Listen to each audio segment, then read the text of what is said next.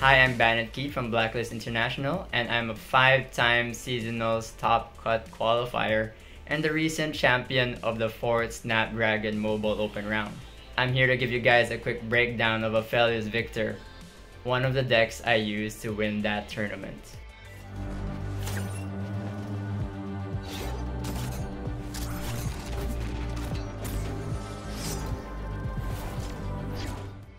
At its core, Aphelios Viktor is a very competitive mid-range deck with many ways to win.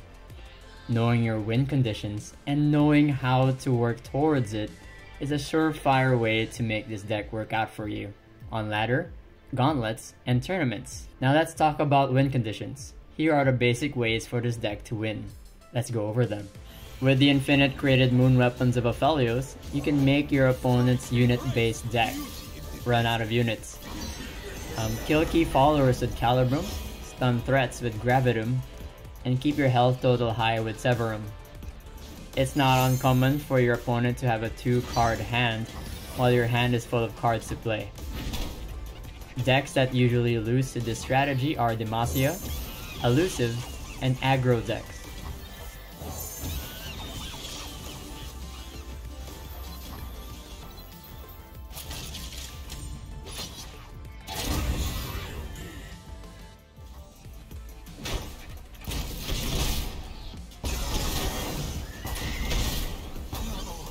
Sometimes you can get the perfect keywords to win games that you have no business winning with Viktor.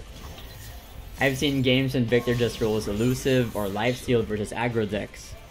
You can also make use of his high power as a Severum or Infernum target to swing games your way.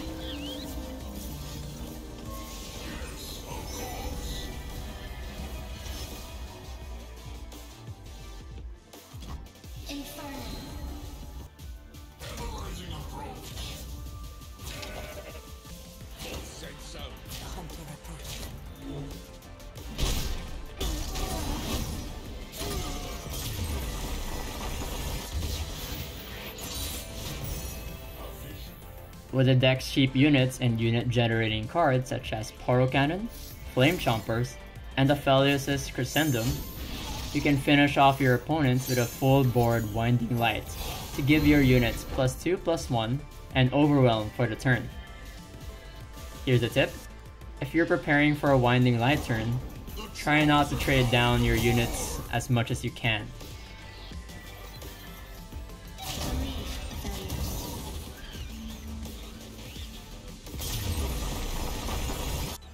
Now let's talk mulligan.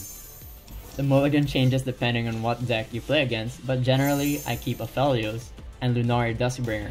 An early Aphelios can make a difference in all kinds of matchups. Against aggressive decks, I keep my early low-cost units that can trade effectively against my opponents. I only keep discard cards like Zonite Urchin, Poro Cannon, and Spacey's Catcher if I have card-generating cards like Mountain Goat, Lunari Duskbringer, and Boom Baboon.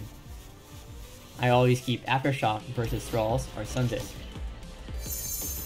For slower decks, I sometimes keep Viktor if my hand is already very good.